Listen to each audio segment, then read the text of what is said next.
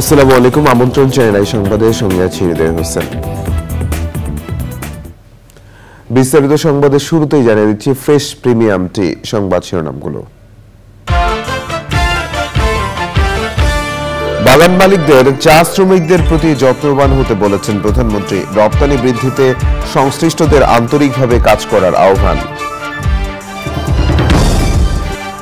ভারতে লোকসভা নির্বাচনের ফলাফলে এগিয়ে ক্ষমতাসীন বিজেপি জোট। টানা তৃতীয়বার প্রধানমন্ত্রী হওয়ার পথে নরেন্দ্র মোদী। টি-20 বিশ্বকাপে উগান্ডাকে বিশাল ব্যবধানে হারালো আফগানিস্তান। নিজেদের প্রথম ম্যাচে শ্রীলঙ্কার বিপক্ষে সাউথ আফ্রিকার সহজ জয়। এবং টুঙ্গিপাড়া থেকে দেশব্যাপী বৃক্ষরোপণ কর্মসূচি শুরু করেছে প্রকৃতি ও জীবন ক্লাব। তরুণ প্রজন্মকে যুক্ত করতে বিশিষ্টজনদের তাগিদ।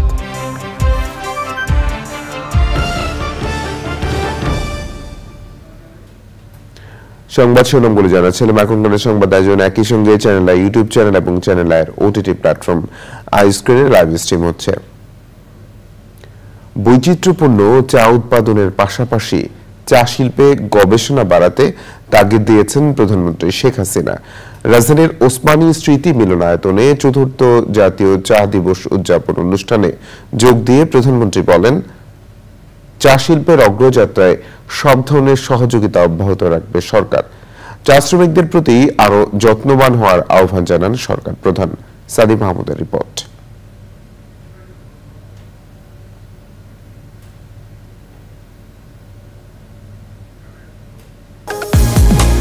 বাংলাদেশ সহ সারা বিশ্বে জনপ্রিয় এক পানীয় চা। আধুনিক বিশ্বের অধিকাংশ দেশে কর্মচঞ্চল মানুষের দিনের শুরুটা হয় এক কাপ চায়ে। 1854 সালের দিকে এই অঞ্চলে প্রথম বাণিজ্যিকভাবে চা চাষ শুরু হয়। চা এখন বাংলাদেশের সম্ভাবনাময় শিল্প হিসেবে সুপ্রতিষ্ঠিত। স্মার্ট বাংলাদেশের সংকল্প রপ্তানিমুখী চা শিল্প প্রতিপাদ্যে দেশে এবার চতুর্থবারের মতো পালিত হচ্ছে জাতীয় চা দিবস। দিবসটি উপলক্ষে চা শিল্পে বিশেষ অবদানের স্বীকৃতি স্বরূপ 8 ক্যাটাগরিতে বিভিন্ন চা কোম্পানি ও ব্যক্তিকে জাতীয় চা পুরস্কার 2024 তুলে দেন প্রধানমন্ত্রী শেখ হাসিনা। আওয়ামী লীগের উদ্যোগেই দেশে চা বাগানের সংখ্যা বেড়েছে উল্লেখ করে প্রধানমন্ত্রী শেখ হাসিনা বলেন, চা শ্রমিকদের উন্নয়নে সবকিছুই করছে সরকার। এই যে জাতিপিতা বঙ্গবন্ধু শেখ মুজিব তাদের জন্য যা করে গেছেন তা কিন্তু কোনোদিন তা ভোলেননি। সবসময় সেই কথাটা তারা বংশ পরম্পরায় সংরক্ষণ, এটাই হচ্ছে সব থেকে বড় কথা। কারণ আমি এই শ্রীমঙ্গলে গিয়েছি, সেখানে আমি কয়েকদিন থেকেছি ও তাদের সঙ্গে মিশেছি। কাজেই সবসময় আমাদের সাথে মনে হয় যে একটা আত্মার সম্পর্ক আমাদের শ্রমিকদের সাথে আছে। এই যে আমার হাতে মালাটা রাখেন, এটা কিন্তু চা শ্রমিকরা আমাদের উপহার দিয়েছে। সকল ভূমিহীন গৃহহীন তাদেরকে ঘর করে দিচ্ছি। ইনশাল্লাহ এই চা শ্রমিকরাও এরকম ভাসমান থাকবে না, সেটা বলে যাচ্ছে যা করার করবে। চা শ্রমিকদের প্রতি যত্নবান হওয়ার পাশাপাশি বিভিন্ন ধরনের চা উৎপাদনের তাগিদ দেন প্রধানমন্ত্রী। এখন কিন্তু মানুষের রুচি বদলে গেছে। আপনারা জানেন এখন চা শুধু চায়ের পাতার চা না, এখন বিভিন্ন ধরনের চা পাওয়া যায়। সেই ক্ষেত্রে আমি আগেও বলছি সবসময় যে অ্যারোমা টি উৎপাদন করা, বিভিন্ন মানে অ্যারোমা মানে বিভিন্ন ধরনের যে ফ্লেভার থাকে সেই ধরনের চায়ের কিন্তু চাহিদা অনেক বেশি। চা শ্রমিক যারাই কাজ করান, শ্রমিকদের প্রতি যদি আপনারা যত্নবান হন, আপনারা কিন্তু বেশি করে কাজ করাতে পারবেন। শুধুমাত্র তাদেরকে এই আপনার অধীনস্থ বলে বিবেচনা করলে হবে না। মনে রাখতে হবে তাদের শ্রম ঘাম দিয়েই আপনার উৎপাদন বৃদ্ধি করা উপার্জনের পথ করে দিচ্ছে। কাজে সেই শ্রমিকদের প্রতি আপনাদের আরো যত্নবান হতে হবে। তাদের ছেলে মেয়েদের স্বাস্থ্যের ব্যবস্থা করা, তাদের নিজেদের চিকিৎসার ব্যবস্থা, তাদের শিক্ষার ব্যবস্থা, তাদের নানা ধরনের অসুবিধা দূর করা, এদিকে দৃষ্টি দিতে হবে। প্রধানমন্ত্রীর হাতে গোল্ডেন বেঙ্গল টি উপহার হিসেবে তুলে দেওয়া হয়। পরে দেশের চা প্রতিষ্ঠানগুলোর অংশগ্রহণে দিনব্যাপী চা মেলা ঘুরে দেখেন সরকার প্রধান। সাদি মাহমুদ, চ্যানেল আই, ঢাকা। ভারতের ইতিহাসে টানা তৃতীয়বারের মতো প্রধানমন্ত্রী হতে যাচ্ছেন নরেন্দ্র মোদী। লোকসভা নির্বাচনের ফল গণনায় বিজেপি নেতৃত্বাধীন এনডিএ এগিয়ে রয়েছে, তবে গতবারের চেয়ে বেশি ভোট পেয়েছে কংগ্রেস নেতৃত্বাধীন ইন্ডিয়া জোট। তবে চূড়ান্ত ফল পেতে আরও অপেক্ষা করতে হবে। বিস্তারিত জানাচ্ছেন রফিকুল বাশার। গত 19 এপ্রিল শুরু হয়েছিল ভারতের লোকসভা নির্বাচন। 7 দফা এই নির্বাচনের শেষ দফার ভোট হয়েছিল 1 জুন। এরপর 72 ঘন্টার অপেক্ষা শেষে শুরু হয় ভোট গণনা। প্রথমে পোস্টাল ব্যালট, তারপর খোলা হয় ইভিএম। ফলাফলে বিজেপি নেতৃত্বাধীন এনডিএ জোট এগিয়ে আছে বলে জানিয়েছে স্থানীয় গণমাধ্যম। কংগ্রেস নেতৃত্বাধীন ইন্ডিয়া জোটও ভালো করেছে। এই দুই জোটের মধ্যেই মূলত প্রতিদ্বন্দ্বিতা। শেষ খবর পাওয়া পর্যন্ত বিজেপির জোট এনডিএ 290 থেকে 350 এর মধ্যে ওঠানামা করছে, আর কংগ্রেসের জোট ইন্ডিয়া 200 থেকে 220 আসনের মধ্যে আছে। 543টি আসনের মধ্যে সরকার গঠন করতে প্রয়োজন 272টি আসন। এনডিএ জয়লাভ করলে জওহরলাল নেহরুর পর ভারতের ইতিহাসের দ্বিতীয় ব্যক্তি হবেন নরেন্দ্র মোদী, যিনি টানা তৃতীয়বারের মতো ভারতের প্রধানমন্ত্রী হবেন। পশ্চিমবঙ্গের সংখ্যাগরিষ্ঠতা ধরে রেখেছে মমতা বন্দ্যোপাধ্যায়। বেশিরভাগ আসনেই এগিয়ে তৃণমূল।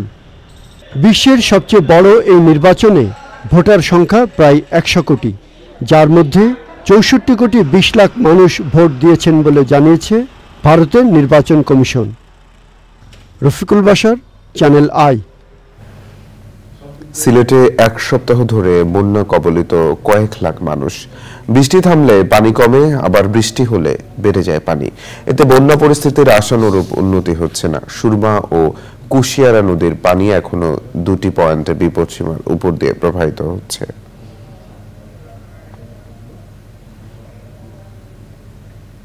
এবার নিও care T20 world cup cricket update.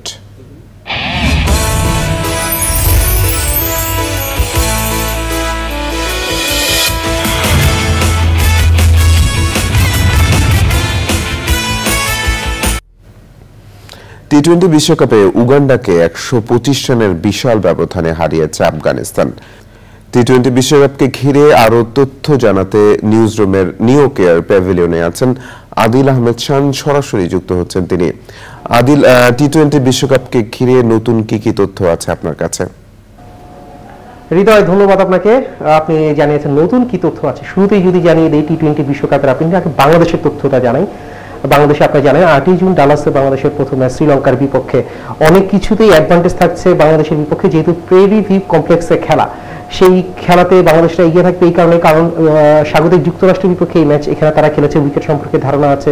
সবশেষ বলতে গেলে যে এখানকার উইকেট কত তাড়াতাড়ি আসলে যে বোলাররা কতটা অ্যাডভান্টেজ পায় সেটা কিন্তু গতকালকের ম্যাচে আপনারা দেখেছেন। সাউথ আফ্রিকা এবং শ্রীলঙ্কার যে ম্যাচটি ছিল গ্রুপ ডির প্রথম ম্যাচটা আমরা কিন্তু আসলে দেখতে পেয়েছি একদম লো স্কোরিং একটা ম্যাচ হয়েছে, এবং বাংলাদেশের জন্য কিন্তু এখানে একটা সতর্ক বার্তা। আবার বাংলাদেশের বোলারদের জন্য কিন্তু আবার একটা অ্যাডভান্টেজ, মানে যেখান থেকে বাংলাদেশের এক জায়গা থেকে খুব বাজে অবস্থা, আরেক দিক থেকে কিন্তু খুব সহজ এবং খুব ভালো অবস্থানে আছে।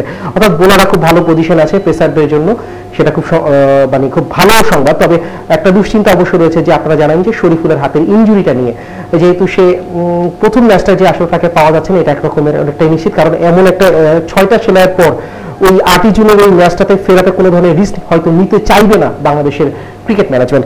অন্যদিকে আসলে আপনাদেরকে যদি বলি, আজকে রাতে কিন্তু ইংল্যান্ড এবং স্কটল্যান্ডের ম্যাচ হতে যাচ্ছে। অর্থাৎ 2018 সালে স্কটল্যান্ডের একটাই সুখস্মৃতি আছে, যেহেতু মাদার ব্রিটেনের একটা অংশ ছিল স্কটল্যান্ড, তো এখন ইংল্যান্ডের সাথে প্রতিদ্বন্দ্বিতা হয়ে খেলছে। তো এখন পর্যন্ত আন্তর্জাতিক টি20তে একটাই জয় আছে ব্যারিংটনে, সেটা 2018 সালে, এবং টি20 বিশ্বকাপে প্রথমবারের মতো খেলবে। এবং এই ম্যাচটিকে ঘিরে কিন্তু আসলে একটা খুব বড় ধরনের সাজ রব বিরাজ করছে। আর গতকালকে কিন্তু আপনারা জানেন যে আসলে আইসিসি তাদের প্রাইজ মানিটা ঘোষণা করেছে। আসলে 17 বছর ইতিহাসে নবম আসরে কত বড় একটা আসর হতে যাচ্ছে, 20 দল নিয়ে একটা অংশগ্রহণের একটা আসর।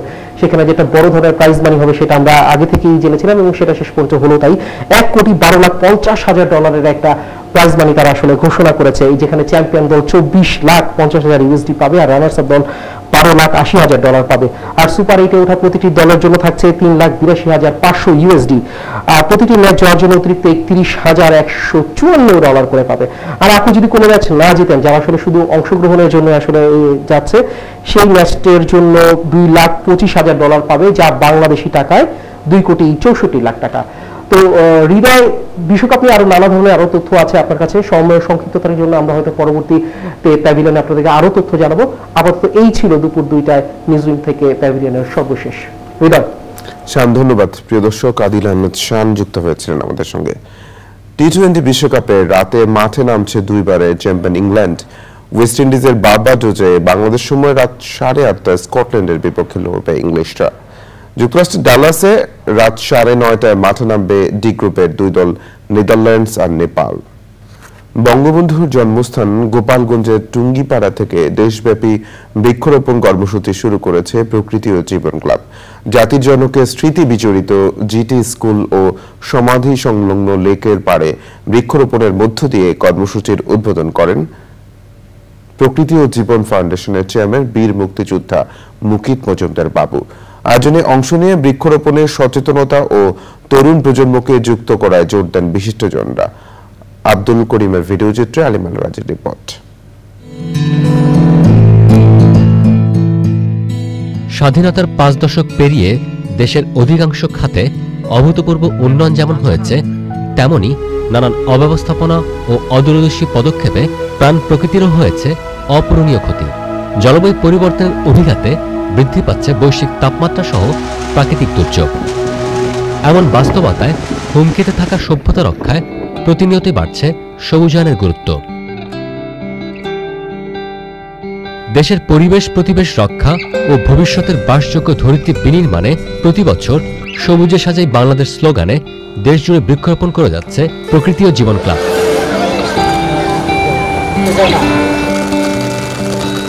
টুঙ্গিপাড়ায় বঙ্গবন্ধু স্মৃতি বিজড়িত গিমাডাঙ্গা টুঙ্গিপাড়ার সরকারি বিদ্যালয়ে বৃক্ষরোপণ ও শিক্ষার্থীদের চারা বিতরণের মধ্য দিয়ে শুরু হয় এবারের কর্মসূচি।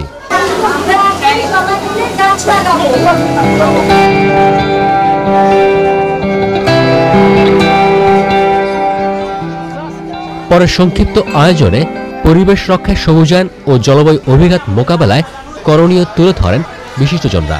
আমরা পরিবেশ প্রকৃতিকে ভালো রাখবো।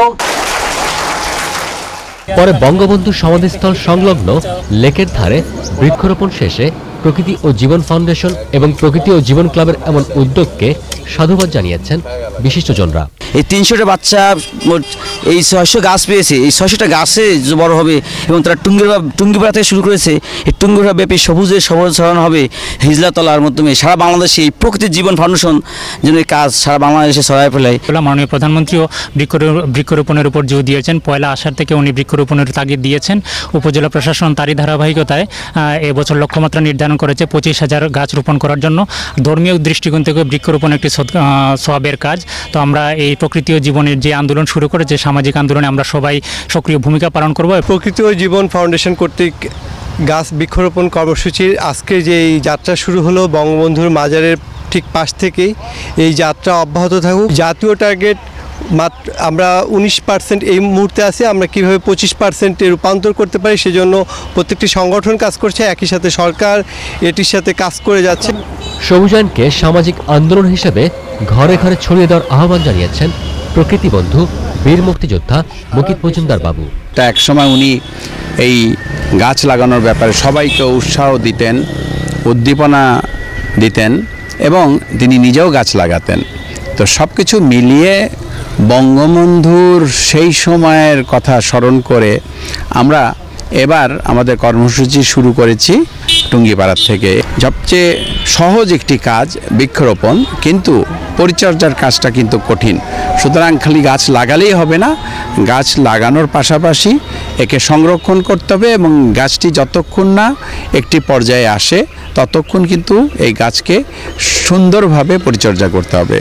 গাছের সাথে সাথে কিন্তু আমাদের জলাশয়গুলো সংরক্ষণ করতে হবে এবং আমাদের যে প্রাণীগুলো আছে সেগুলোকেও সংরক্ষণ করতে হবে এবং সারা বাংলাদেশে এই বৃক্ষরোপণ কর্মসূচিকে একেবারে ঘরে ঘরে ছড়িয়ে দিতে হবে। সভ্যতা রক্ষায় শুধু বৃক্ষরোপণই নয়, পাশাপাশি পরিবেশ বান্ধব প্রযুক্তি ও সমন্বিত উদ্যোগে গুরুত্বারোপ করেন প্রকৃতি ও জীবন ফাউন্ডেশন চেয়ারম্যান। আলিমাল রাজি, চ্যানেল আই, গোপালগঞ্জ। সংবাদের এই পর্যায়ে বিরতি নিচ্ছি। নিটল টাটা কৃষি সংবাদ।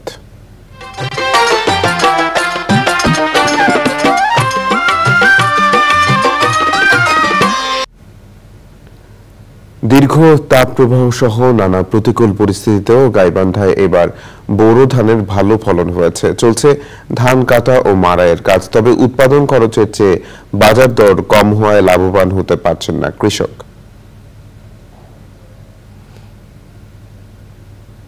এবার প্রকৃতি সংবাদ।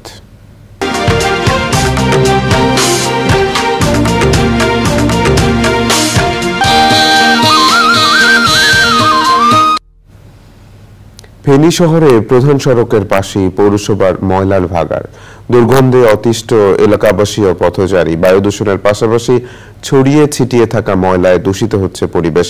এতে চরম স্বাস্থ্য ঝুঁকিতে স্থানীয়রা। দুর্ভোগ লাঘবে ময়লার ভাগাড় দ্রুত স্থানান্তরের দাবি তাদের। স্থানীয় প্রশাসন বলছে, প্রস্তাবিত প্রকল্প পাশ হলেই সমস্যার সমাধান হবে।